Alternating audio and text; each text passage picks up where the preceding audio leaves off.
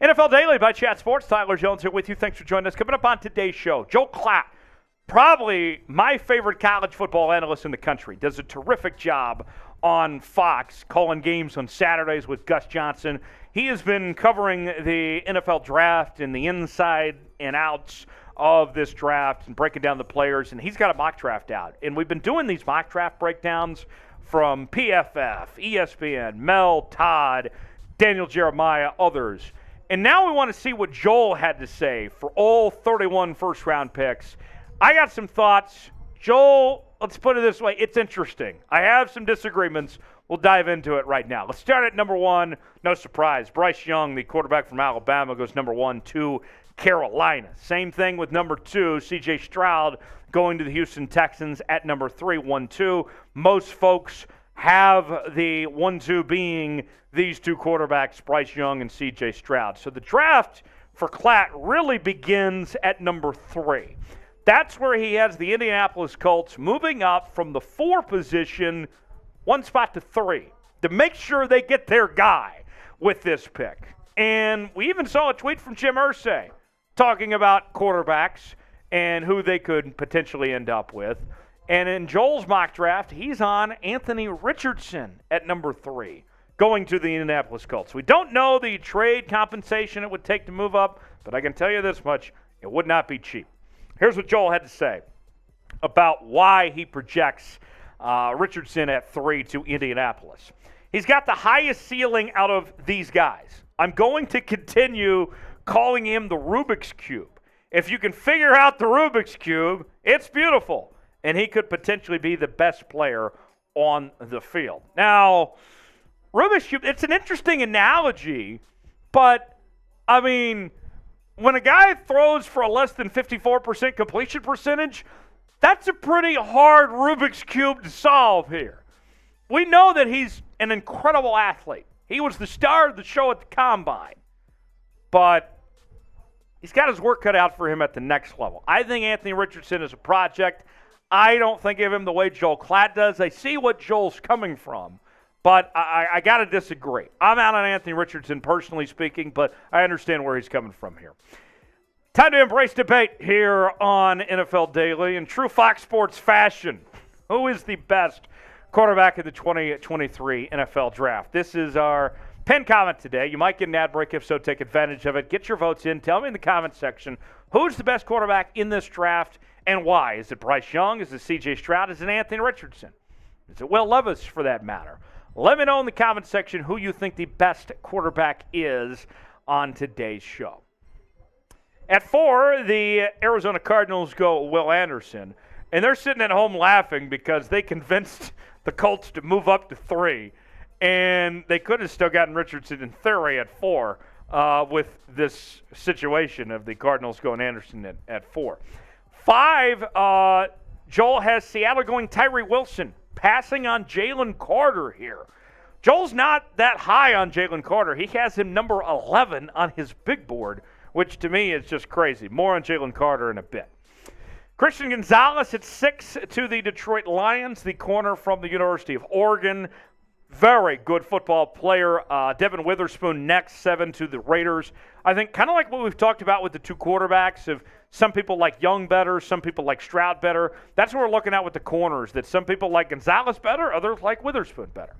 We go to 8. That is where we find the Falcons taking Myles Murphy. Myles Murphy's stock has been all over the place. We've seen him as high as top 5 to the end of the first round, but Joel likes him here at 8 to help out that Atlanta defense that needs a lot of help. And then at 9 is where we find Jalen Carter going to the Chicago Bears.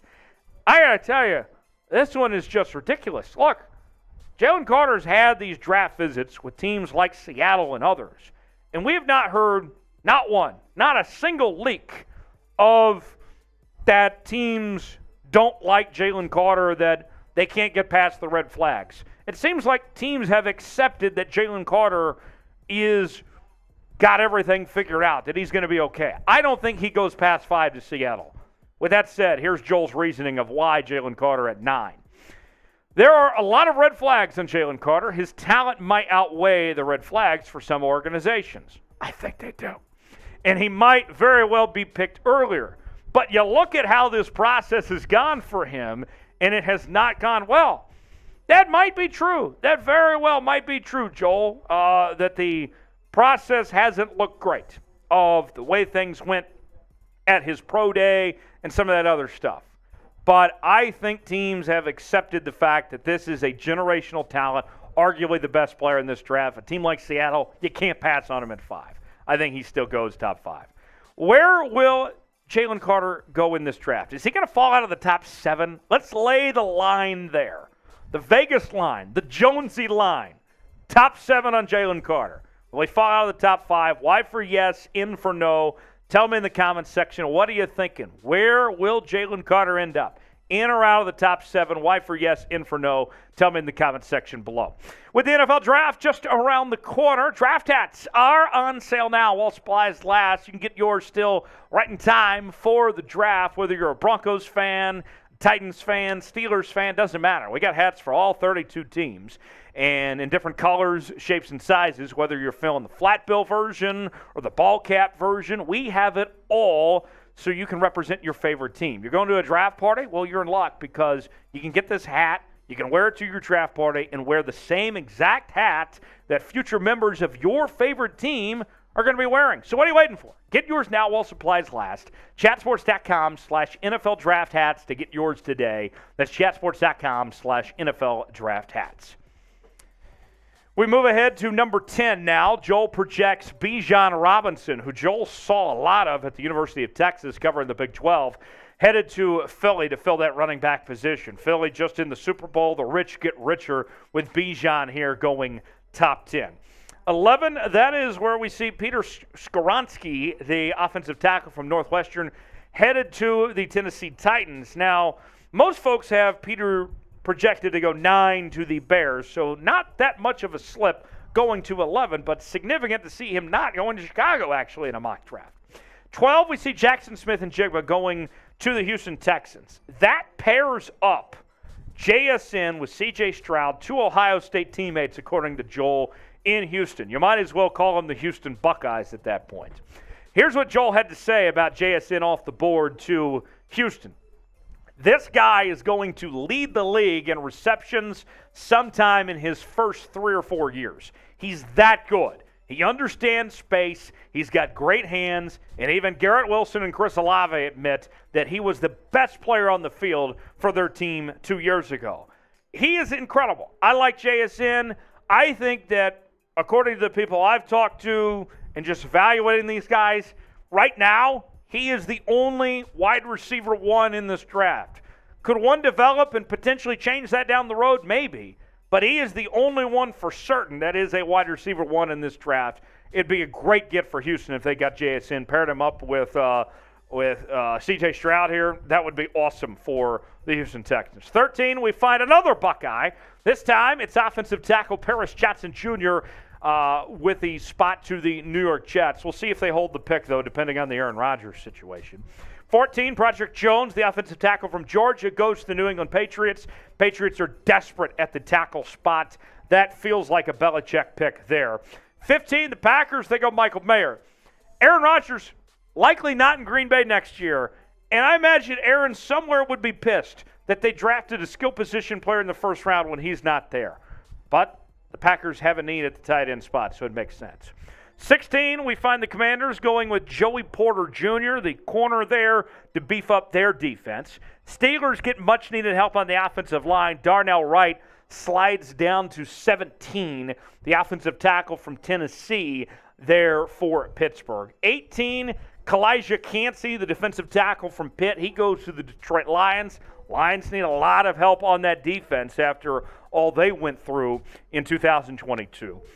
The arguably most athletic player in the entire draft, Nolan Smith, who was just a freak at the combine with what he did in his vertical jump and all those things. I know that the stats aren't too flashy of what he did on the football field, but in the underwear Olympics, this guy was something special. And I think that's going to catch the attention of a lot of teams here. Chicago gets him at 19, the edge rusher from Georgia.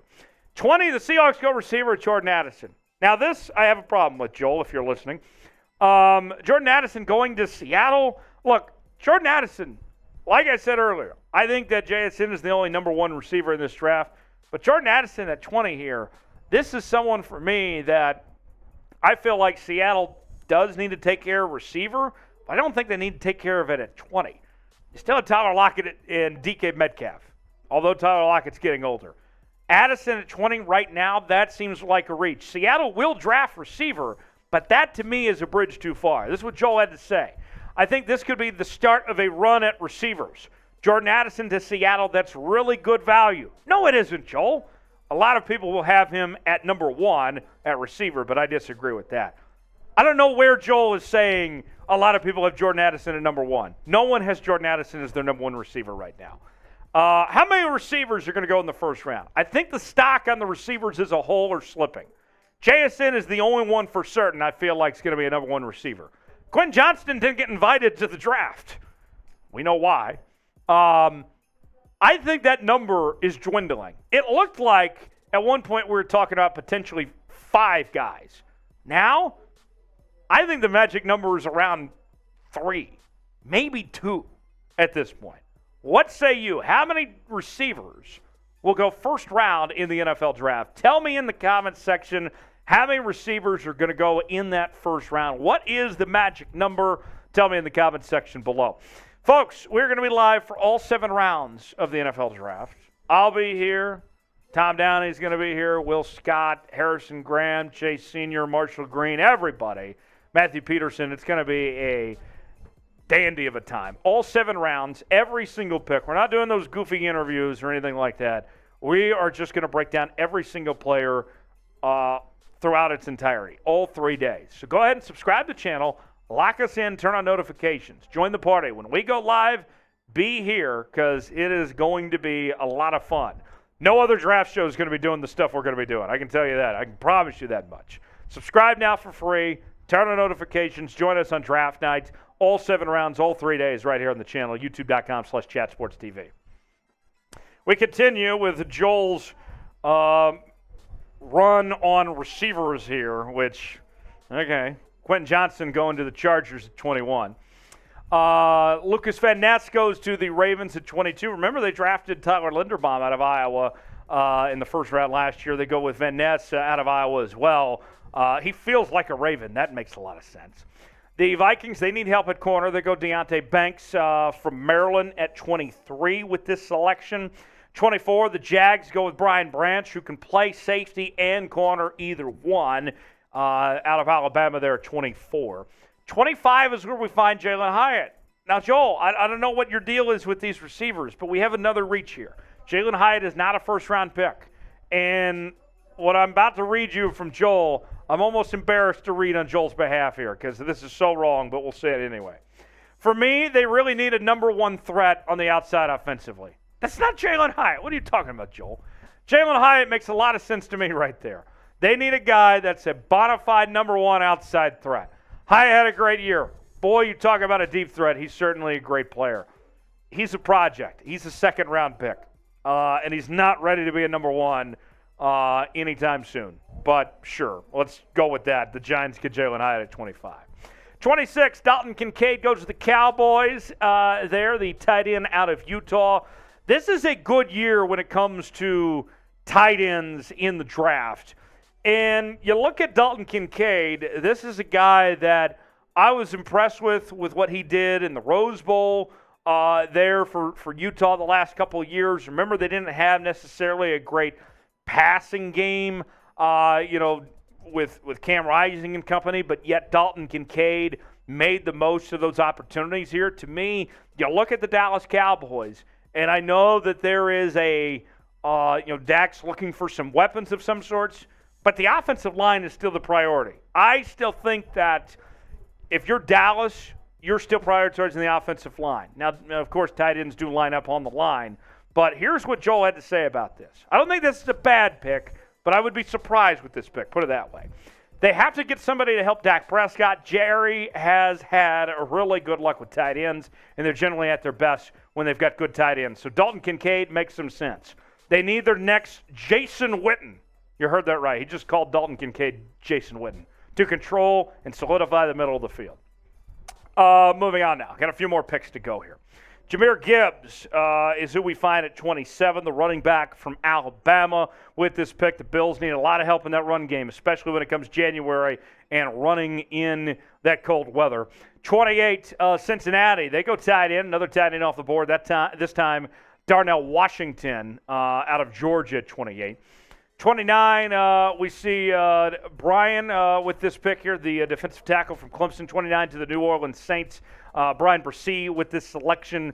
Bresee, I like this pick for the Saints here with where their defense is at, the problems that they faced last year. They need to beef up that defensive line. Bresee would be a good pick for New Orleans.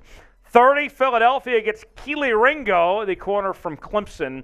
And, the Eagles, they're still going to be a really good team this upcoming season, but they did lose a few guys in that defense. Kelee Ringo is a guy that could be ready to start day one. I like that pick for Philly to potentially in the first round there with their second first-round pick. And then finally, to end the draft, Zay Flowers, the corner from Boston College, going to the Kansas City Chiefs at 31. And, with this pick, I told you that I'm not high on the receivers in this year's draft, but what I do like here with what Joel's going at, I'll give him credit for this, is sticking with the philosophy. Because what has Brett Veach done when it's come to the draft the last several years, ever since Patrick Mahomes became the starter in Kansas City? If you look at about every single draft, within the first two rounds, Brett Veach gets Patrick Mahomes a skill position weapon of some sorts. Whether that's a wideout, a running back, whatever it may be. And in this case, he'd be doing it again, another guy for Patrick Mahomes. And that's what Joel talks about here. This is a guy you put with Patrick Mahomes, you put with Andy Reid, and he immediately becomes a guy that can give you 50, 60 catches a year. When he runs routes, he breaks the ankles of defensive backs. He's clean, he's sudden, and he's got great hands. So although I'm not high on the receivers in this draft, I like the philosophy for Kansas City here of going with Zay Flowers with this pick. To me, that makes sense of where Joel is coming from there. And the Chiefs need help at receiver. So, what do you think of Joel's mock draft? I thought it was interesting. There were some highs and there were some lows. I would give Joel's mock draft probably about a B- or C+ myself. What say you? Grade Joel Klatt's mock draft in the comment section. Let me know. Also, hit me up on social media, Twitter, Instagram, and Facebook at Tyler Jones Live. You can find me there. I'll see you next time right here on NFL Daily.